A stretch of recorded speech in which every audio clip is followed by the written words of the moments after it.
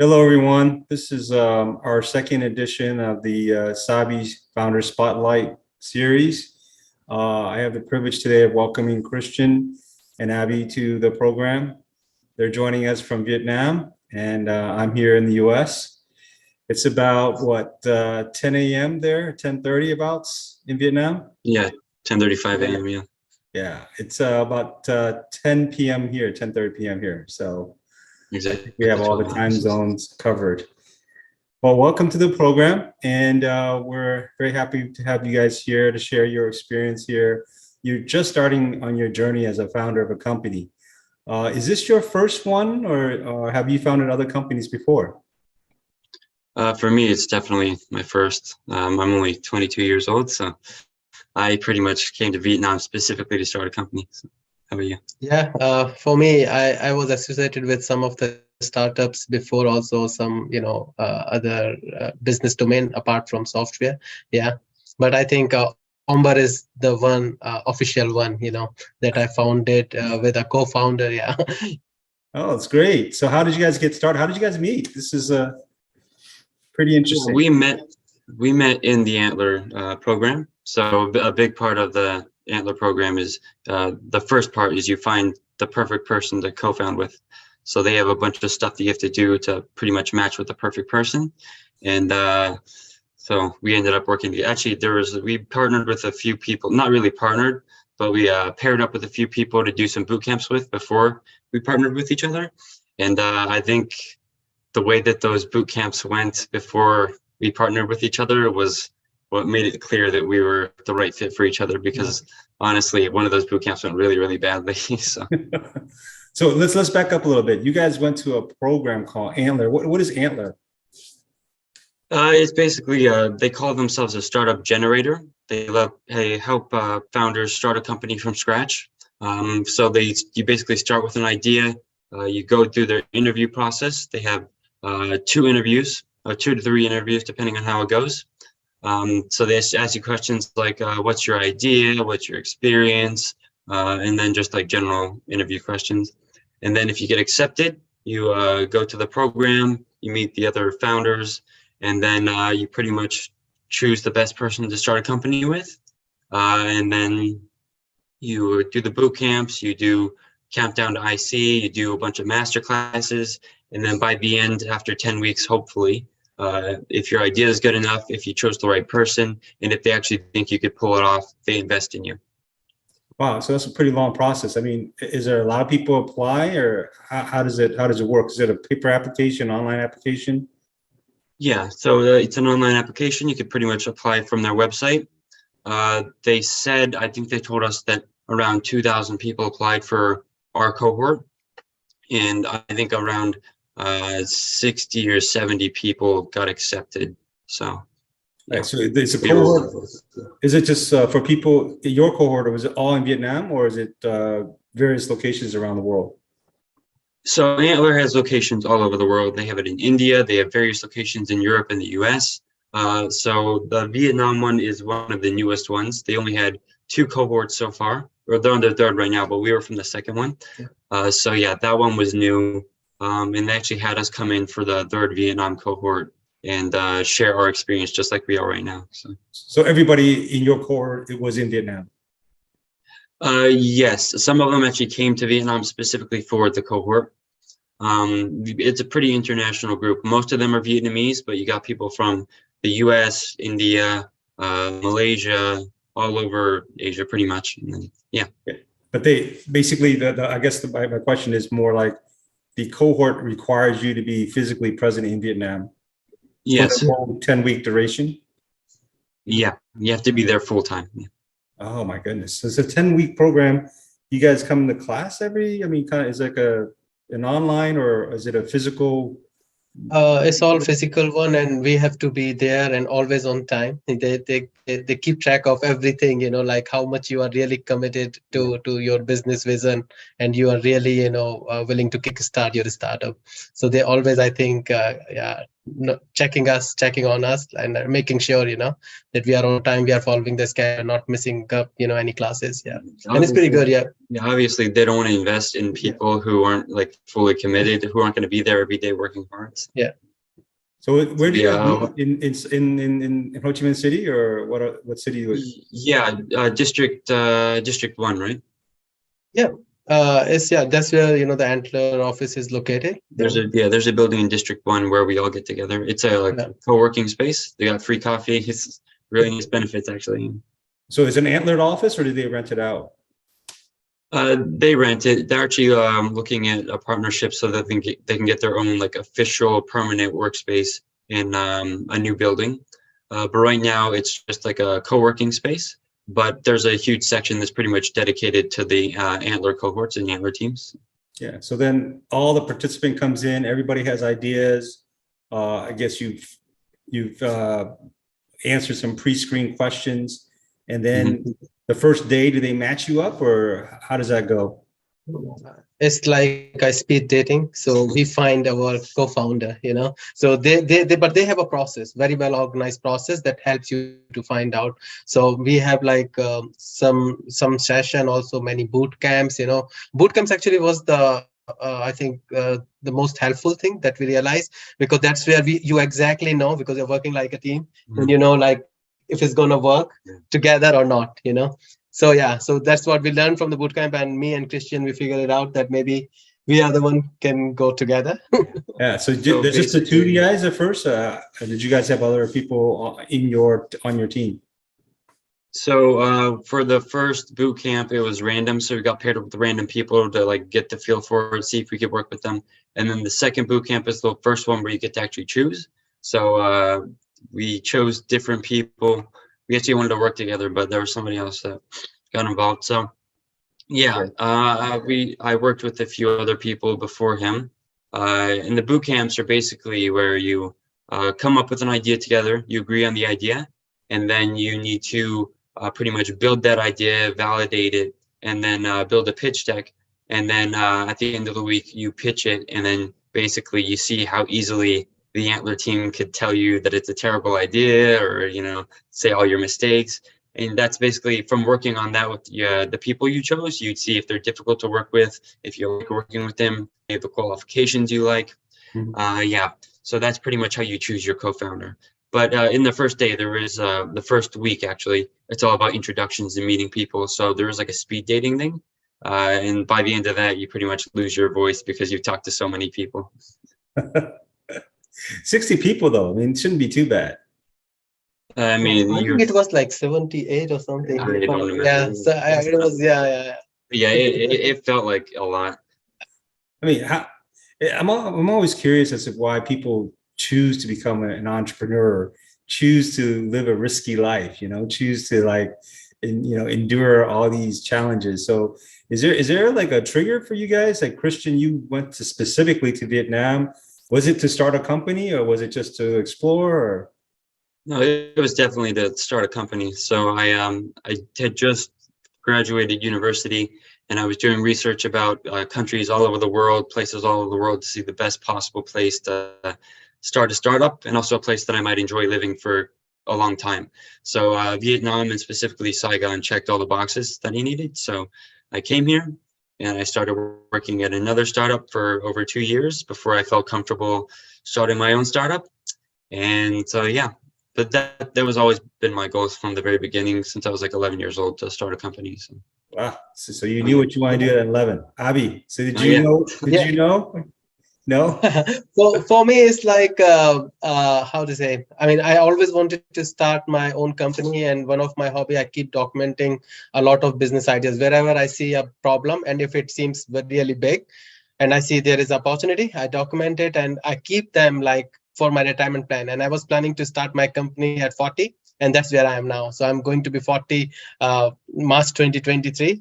And yeah, so I quit a bit earlier. And why Vietnam is because I think Vietnam chose me. So I found my wife in Vietnam 11 years back. We got married, and then Vietnam became my home. Yeah. Oh, wow. So yeah. And Antler gave us the opportunity to start this, venture. Yeah. So you had a plan to be to start a company at 40. So you're right on track. Yeah. I'm actually on track. Yeah. Okay. So did you guys have a problem picking an idea, or was it really self-evident that this is the idea that you would pursue?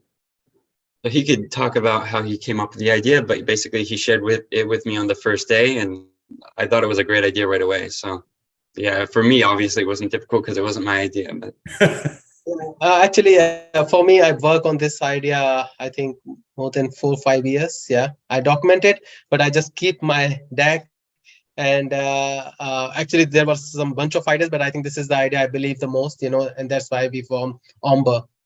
And I think I always see that everybody have the buying in this idea. So I thought maybe this is the right one to get it started. And yeah, and we passed the IC at Antler. Yeah. So And tell us now we about this are. idea. Tell us about AuMBER.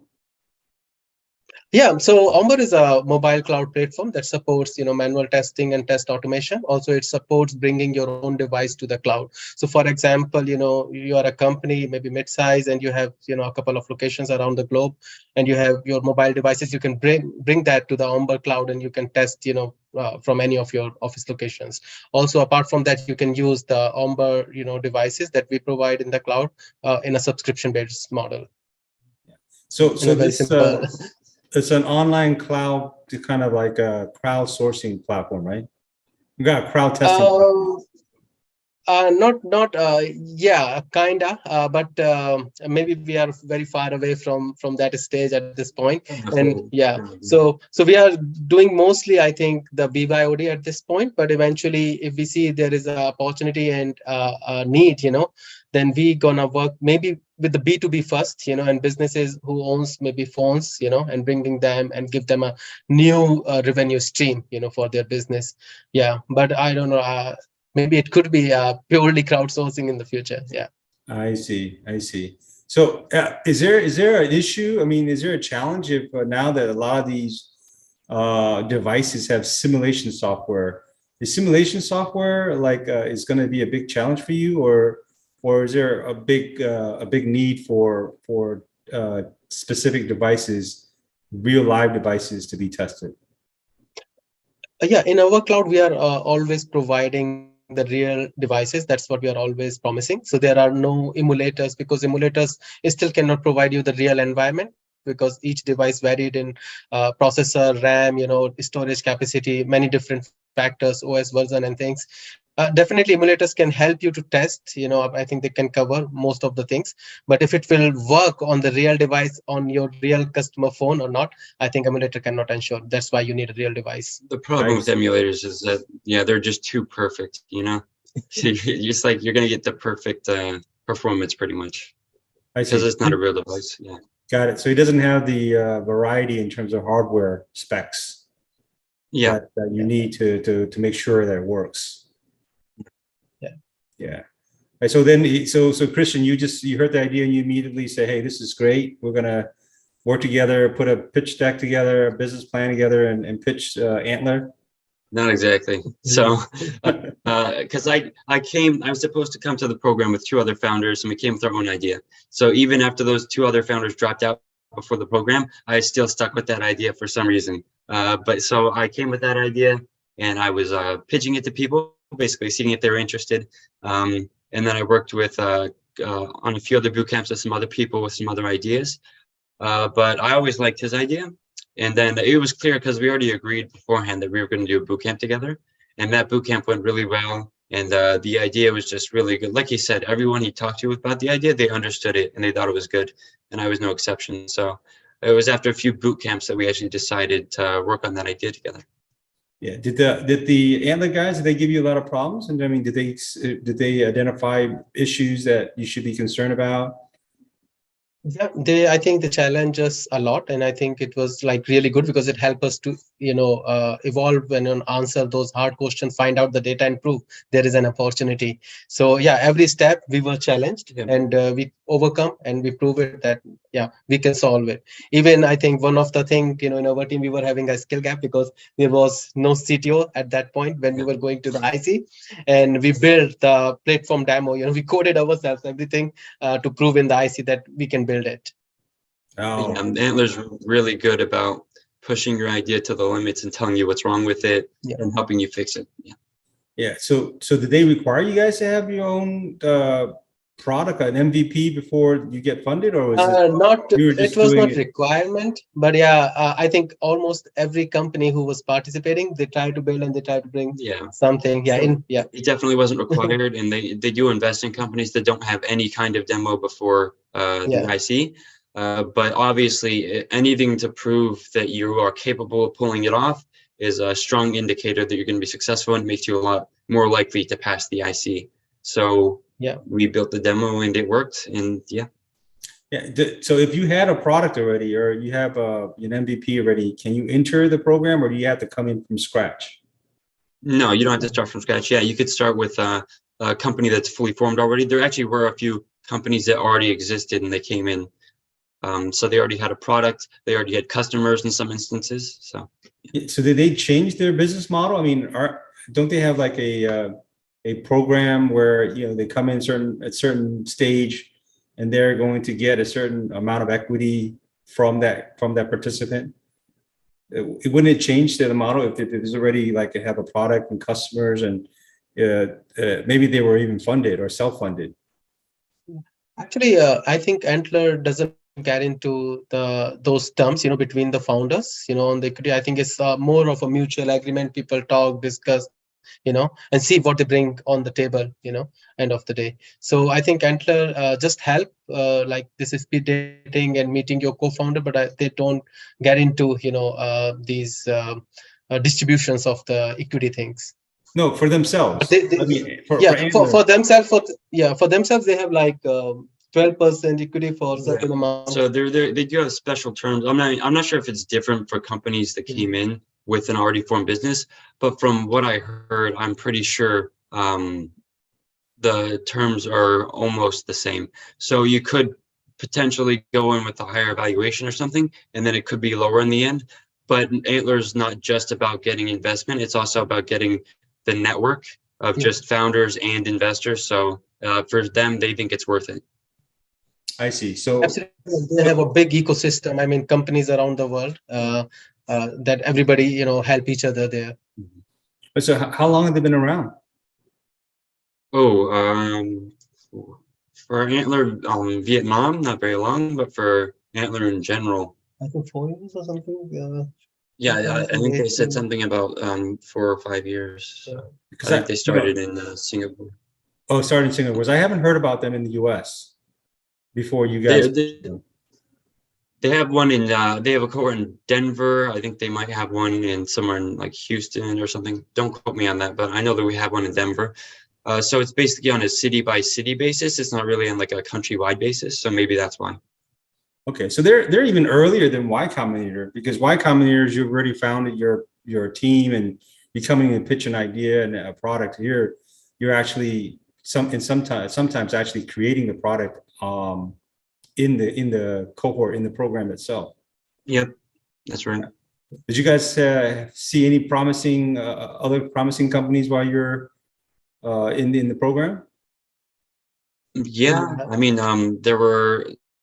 So in the first Vietnam cohort, there were 6 companies that passed IC, and in the second one with us, there was a total of 7. And I think out of all the ones that made it through IC, they all have some potential. There's actually even a couple that I thought had potential but didn't end up making it through IC. So there's, out of 70 people, how many teams were formed? How many companies were formed? Like 30? There were actually 27 companies, if I remember correctly. I mean, in the beginning, after all the formation and, people team up. And at the end, there were like just only 7 past the IC. Oh, yeah. 27 teams and 7 past IC. Past the IC, yes. And there were some cases where some teams formed, but then they ended up breaking up and then forming new teams. So Some people even just couldn't make it on the last day because we got some kind of dispute. So it happened, and I think maybe it's very normal, in Antler. Yeah. You're matching up with strangers who you don't know very well. It happens. Wow. I mean, that seems pretty difficult for you guys. Was it every day at a certain fixed number of hours a day, or was it every other day? How did it work? Yeah, so it's basically like a full-time job. So you show up 5 days a week, and then you do the boot camps, you do the master classes. Some days were shorter than others. Some days we just had like one master class. Some days we had a boot camp and some other stuff, some team building stuff. But yeah, basically 5 days a week for 10 weeks, you're there, you're working, and then you even meet outside of the cohort sometimes, so you could just like work on your pitch deck or whatever. So you had to reserve like 2 months, right? Like 2.5 months. Yeah. So you have to either quit or get a leave of absence or something if you're working. Exactly. I mean, he quit his job. So, yeah. So a lot of people quit their jobs. I mean, you have to be there full time. So some of us were lucky and we had jobs where we didn't have to quit. We could do it all online and still attend the cohorts. Oh, geez. So was there any point where you said, hey, this is too tough. I can't find the right person, or can't agree to it, or this idea, or we're not going to get through IC. Let's just give up. Yeah, there were times where it got pretty stressful. I mean, there was always a light at the end of the tunnel, though, that made it a little bit easier. But after that, I had my second boot camp with somebody who was really, really difficult to work with. And I'm not going to lie, that pushed me to my limit. So I felt so down after that. But then the next cohort, we worked together and it went really well. So, yeah. Wow.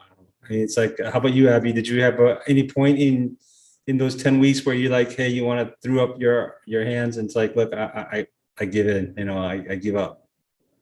Not really. Actually, I'm like always, I'm super positive from the very beginning, and I know that I can make it work as long as I can prove it. So like we were like too much data driven. We are always collecting the data to prove the problem, to prove the market opportunity.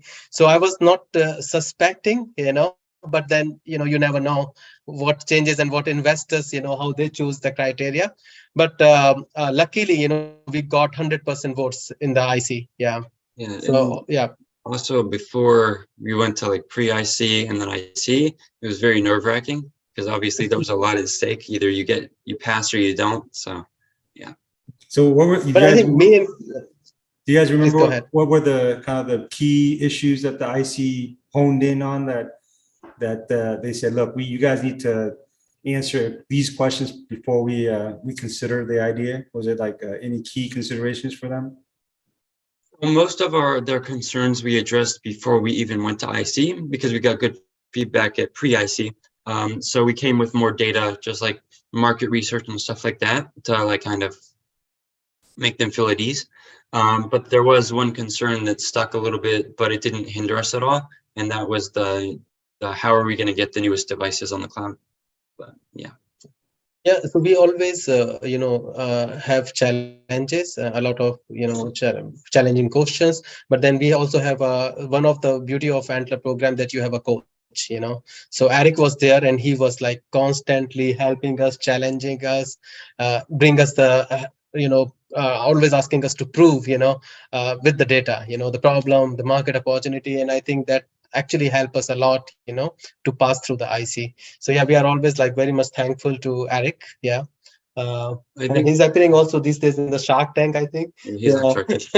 Vietnam Shark Tank, yeah. I think because of that feedback, we had like the strongest data and strongest validation out of anyone at the cohort. Yeah. I see. I mean, so one of your coach is now a regular member of the Shark Tank Vietnam? Yeah, Shark Tank, I think, yeah. He's the first foreign one on there, yeah. Yeah. Oh, I didn't. So it's usually done in Vietnamese. How does it? He speaks Vietnamese. Oh, he's Vietnamese. Okay. No. He speaks Vietnamese. I think he's Danish, right? He's from Sweden. Oh, Sweden, yeah. But yeah, he speaks Vietnamese. Yeah. Yeah. Oh, impressive. So, like, I mean, what is your like recommendations, your that you would have for somebody aspiring to apply to Antler or to start a new company? Is there any kind of like, you guys are like, what, 10 months in? How long are you in now? Not even 10 months. It's since September, right? Yeah, kind of. I mean, we joined the program from August, Right. and yeah, I think about nearly 6 months, something. 6th of June, the program is started. Mm. So yeah, I think like 5 months now. By the end of like yeah.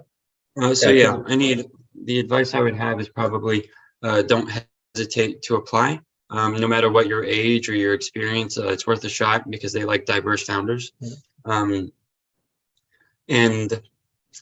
probably just go with what you're passionate about or what you have experience in. How about you? Yeah. How about you, Abby?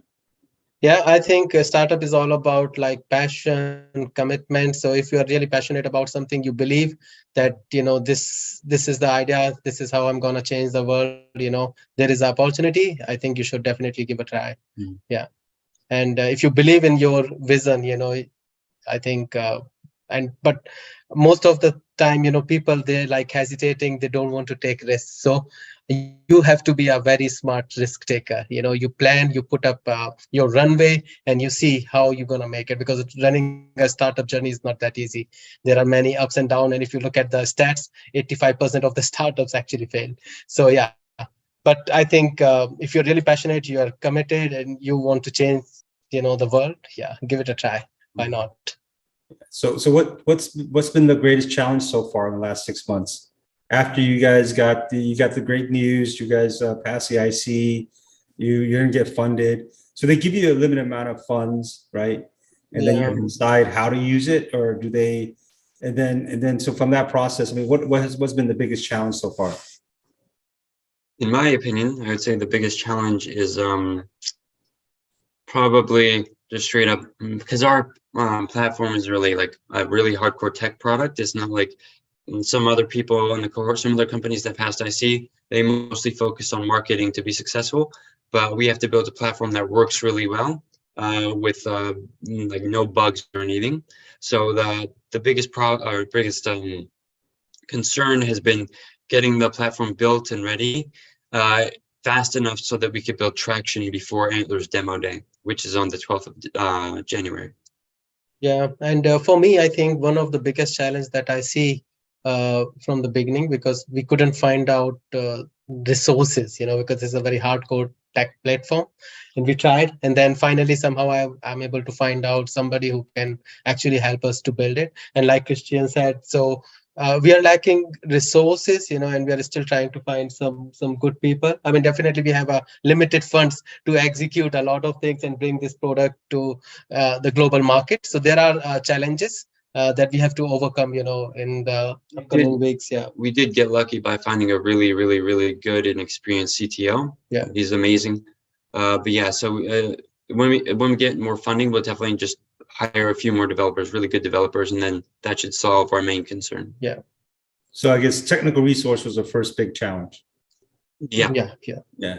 So how much money did Antler give you guys to work with? So the amount that you actually get to spend is $50,000. Yeah. So that probably goes up. That goes up. Gets spent really quickly. Yeah. You have to do the development. You have to plan the marketing. Exactly. You have to plan out the sales. So a lot of operations. So yeah. It's just meant to. It's just meant to be enough to build your MVP. They've seen some pretty good success. Like from the V1 cohort, there was one company at the same amount of money as everyone else, and they were able to raise $4 million for their seed round. So I think that's like validation for Antler that that's enough money for the Vietnam cohorts. Oh, someone came in with an idea, got $50,000, and then a demo day they got $4 million in investments. Yeah. Yep. Yeah. You actually talked to them before to wear flex. Oh, the logistics company, right? Yeah. Oh, great. So actually, we've been talking to that guy a lot too. Yeah. So this demo day, tell us what can we do to help you? What is it all about? This demo day? So basically, you just go. For us, it's going to be a dinner. For the first VN cohort, it was basically kind kind of like a party atmosphere. But first, it's going to be a dinner where they bring in a bunch of investors from around the world who invest in Vietnamese companies. And then we're going to pitch to them and then have dinner with them, chat with them, try to get them on board and like get to know them. And then the day after that, there's a recording session where we do the same thing. We basically record our pitch and then they send it out to their network of like 5,000 investors. So the goal is to just raise the seed round. So these investors are actually flying into Vietnam, or are they local in Vietnam? A lot of them are already in Vietnam. They have offices in Vietnam. Some of them are flying into Vietnam specifically event. But the most of them, they aren't actually able to come physically to Vietnam. So that's why we have the recording session. I see. So the ones that are physically there, you go and you wine and dine with them, but the ones that are not, that are interested, then you engage with them online. Exactly, yeah. Okay. I'm just curious how Antler found these investors in Vietnam. They've probably been recruiting or having classes for investors. Is that how it works? I have no idea how it works, honestly. We have to ask them to the folks. So how many investors did they tell you are going to be coming to this demo day? I don't think it's confirmed yet. The last time there were quite a few there, but yeah, I don't know. I don't know how many are physically going to be there. But I think maybe for the final decisions, ultimately, definitely you go and you present in the demo day physically. But maybe to the global investors, maybe they might be using your video, and that might be the thing probably. Well, it does. The video goes to more people, so naturally you're more likely to get funded from the international ones. Okay. So have you guys worked out, I mean, how much money you want to raise on demo day and your dilution and all those other formulas? We actually discussed about, because we already calculated the tentative investment that we need, because like we planned about the hiring, we planned about building a data center, marketing, sales, and also like setting up our office, maybe in US, So yeah, there are a few things in our plan, and we are expecting at least like $2.5 million to $3 million. Yeah, I think for the seed round, that will help us to scale faster, and compete with the other competitors in the market. Yeah. And for the dilution terms, I think we still have to work on it. Yeah, we didn't work on it, but yeah, that's thanks a lot, for bringing that up. We were missing that point, and we will also think about that too. We're gonna do it in a coaching session too. Yeah, those are some key issues that you're going to have to work out. Trying to figure out how many rounds you're going to need to get to your product, get to your critical number of customers. You changed it from the last time we talked. It was more of like in terms, at least from the phone's perspective, it was more getting it from consumers. You guys are now pivoting towards getting most of your testing products from businesses. Actually, this is there is a issue, because if we directly go and start getting the phone from consumer without having enough demand, the consumers might feel, okay, this model doesn't work, right? Expecting to make money, but if there's not enough demand, they're not making money. So yeah. First of all, we have to generate enough demand, to roll out any of those parts. So first, we are focusing more on building a private cloud, getting our own devices, and generate a huge demand. Then we see like when the demand is much higher and we need, we can leverage, the consumers where we can make them, make them some money. Then I think that might be the point for us to roll out other business models. Yeah. I mean, but if you go with this new pivot, then I guess the challenge is that there's competitors out there that actually provide cloud testing services already, right? Right. Yeah. So yeah, we have to be smart at first, which is why we're starting with what we know, the Antler program. So we're starting with all the Antler companies. Obviously, if they have an incentive to use another Antler company instead of the main competitors, that's a good start. Yeah. So we're going to start with that way. And then when we roll out the other business models, hopefully that is the value proposition that can bring in people outside of the network. Yeah. So, I mean, does Antler, I mean, what they funded you on the prior idea, right? So what is that going to be an issue when you say, hey, we kind of changed it a bit now? No. No, I think basically we are not changing completely. It's just we are waiting, it's just a waiting period until we have enough demand. As the demand increase, I think we're gonna do it. The only thing is that we are thinking, because if you bring people and they cannot make any money, or their devices maybe least needed in the cloud, maybe not many people are using a particular outdated device, you may feel, oh, it doesn't work. So But the thing about Antler is they encourage pivoting anyway. Yeah. They want you to be as successful as possible because they have money involved. So if you do pivot, you just let them know, they're like, okay, good luck. And then they help you. Yeah. Great. So how is it in Vietnam right now in terms of like building a team? Are you guys looking to hire, or are you guys just concentrating on the three of you guys to get the product done for demo day? Yeah, we were actually mostly like focusing on the product, because without having this core platform, basically, marketing or other people, wouldn't make much sense. But now we are actually hiring in Vietnam, not just Vietnam, actually globally. We are trying to find people wherever we can. Right now, besides the founding team, the CTO, CEO, COO, we got a Vietnamese developer, a full stack developer. We got a Vietnamese designer, and then now we're looking to hire a Vietnamese marketing intern. So, yeah. Yeah. So basically, your first full year or two will be entirely the Vietnamese market in terms of like companies that will onboard onto your platform, your bank accounts, everything. Your business is going to be based in Vietnam in the short term. A lot of it for the short term is going to be based in Vietnam.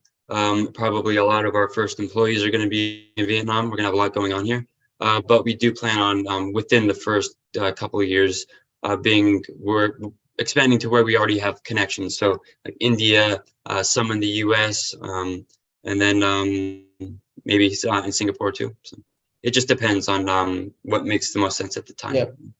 Yeah, tell us, tell the audience a little bit more about the Vietnam market. I mean, how is the Vietnam startup tech market right now? Is it just overflowing with a bunch of people starting companies and VCs and angels? Because maybe even 2 or 3 years ago, 5 years ago, it wasn't that popular of a place for startups. Well, I wasn't here that long ago. I've been in Vietnam for about almost 3 years. But since I came here, it seems like it's not bad. Like we went to a startup event and there was just like rows and rows and rows of startups presenting their stuff. And I imagine that there must be enough investors to warrant that. So it seems like the startup environment's looking pretty good. And they got tech startups in all kinds of fields. Like we saw drones, we saw like metaverse platforms. So it's pretty diverse. I think it's, yeah. And for me, actually, I think I saw the Vietnam IT industry, growing up, because I moved here like 2010, 11. I keep coming here. 2012, I moved here permanently, and I saw that like how the Vietnam industry, evolving. Yeah, so I think a lot of IT companies there. So after India, people try to move the work from China. They are trying to set up their base in Vietnam. So yeah, manufacturing, software, and I think Vietnam have got these very highly talented people, very good skill set. So I think it's gonna grow, and I think Vietnam is also like one of the fastest growing economy even in Southeast Asia and in the world. Mm-hmm. So I think there are a lot of opportunities for the startups to be here. Mm-hmm. Yeah. Okay. Well, it sounds like exciting. So we're going to move to a kind of more fun part of the interview where I'm just going to ask you, just fun questions that's related to you personally and to Vietnam. So the first question is, you guys have been in Vietnam for Christian 3 years, Abhi for like 10, 12 years now. So is it pho or gum for you? Is it pho or rice? Which I'll probably go with rice. Yeah, I can only eat pho maybe like once every month, because when I came to Vietnam for the first time, I was eating it like almost every day. So obviously you get tired of it. So yeah, I'll take rice, I think. Yeah, rice for me too. Oh, you guys are boring. I can't help it, No, but I guess I'm actually a rice guy too. Can't have, can't go without a day without some rice. Exactly. Yeah. Zoe, what's your favorite dish? Oh, favorite Vietnamese dish. Okay. Well, that's hard because My family, my wife, and sometimes her mother cook for me. And I don't know what half the dishes are called, but I know what I like and I know what it looks like.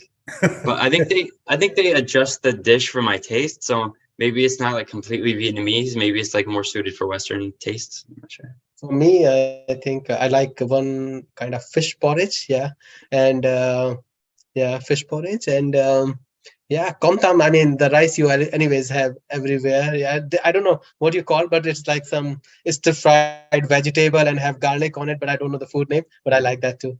Okay.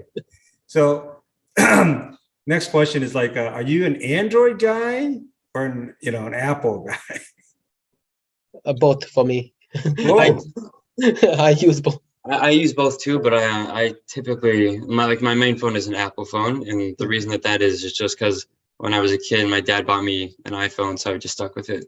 It's not like a hardcore fanboy thing. It's just Yeah. For me, like I'm always using Apple, for like personal use, but Android I love to hack, so I like to play with Android. It's easy, to get into it. So it's more like for fun for me than understanding the iOS. Yeah. Yeah, But so for personal use is people get really religious about Android or Apple, Yeah, I'm glad we're not that way. Yeah. How about you? Me, Yeah. I'm an Android guy, but I think I'm getting persuaded to go on Apple because of my daughter. She's like, you got to get on Apple. You got the thing that really gets me for Apple is the AirDrop thing. When she can just drop a bunch of pictures really quickly Yeah, it's into your useful. account. So that's really convenient. Yeah. So you guys both married Vietnamese women, right? Yes, that's true. And we So both have you half Vietnamese children. yeah, Vietnamese so children. because the next question is about Vietnamese weddings. Because they're pretty unique, in a lot of ways. And one way that you guys probably experience yourself is that at Vietnamese weddings, they always have karaoke. It's like singing, Always, yeah. right? Am I right? Yeah. Yeah. And that's one. And the other thing at a Vietnamese wedding is always someone asks like music for ballroom dancing. So I'm sure that happened at your wedding, right? So the question is, would you sing or would you rather dance? Okay, so I'm really bad at both, but I think if I had to choose between those two, I would choose to probably dance. Yeah, for me, I can do both. It depends on the environment. Oh, you can do If both. people dancing, I will just join Multi-talented. and dance. At my actual wedding, I didn't really do much. I just kind of maybe swayed with my wife a little bit, but I didn't really like dance. So Oh, you didn't do the first dance? not really, no, because I was so uncomfortable. I don't want people to like see me that way. Yeah, okay, that's a lot of fun. So what do you guys do for fun? Now with all the challenges and the stress of starting a company and getting ready for demo day, you guys relax a little bit? Yeah, we are working very hard and we are also relaxing. We came here to Thailand. Right now we are in Bangkok. We fly back to Vietnam Yeah. in like a few hours. Yeah, a few hours we are going back to Vietnam. Yeah. Oh, so We are working. Yeah. okay, you're in Thailand now. Okay. Yeah. It was just a few days for a work trip. Yeah. So we really had fun, and luckily, some of the guys that we know from Antler, It was surprisingly, one of them like it was like very unexpected, and we met him in Pattaya. there was one guy who we went with in the Antler cohort, and then we randomly just happened to run into him while we were here. It came out of nowhere. He like walked right up to us, Yeah. and then we met another guy who actually we planned to meet here. So he might be joining the next Antler cohort too. So. Yeah. Great. So we're running towards the end of our program right now. So any other last messages you want to share, or any secrets or anything that you want to convey to the audience before we sign off here? Yeah. So if anyone wants to get in contact with us, just go on LinkedIn and then contact us, and we'll be open to answering any questions or connecting or whatever. Yeah, I mean, we can definitely, if you need any consultation, on joining Antler program, building your own startup, or, even if you are already a company and you want to test your mobile apps or web, yeah, please get in touch with us and we would love to help you. Great. Well, thanks so much, Christian and Abby, for your time, for sharing your experience with Antler and telling us about this great program where you can get funded for in your idea on the first day. So congrats and good luck on your project and good luck on demo day. Thanks. Thanks a lot, Sui, for taking time and for organizing this webinar. Yeah. No problem. Looking forward to the next one. Thanks, guys. Yeah. Have a great time in Thailand. Yeah.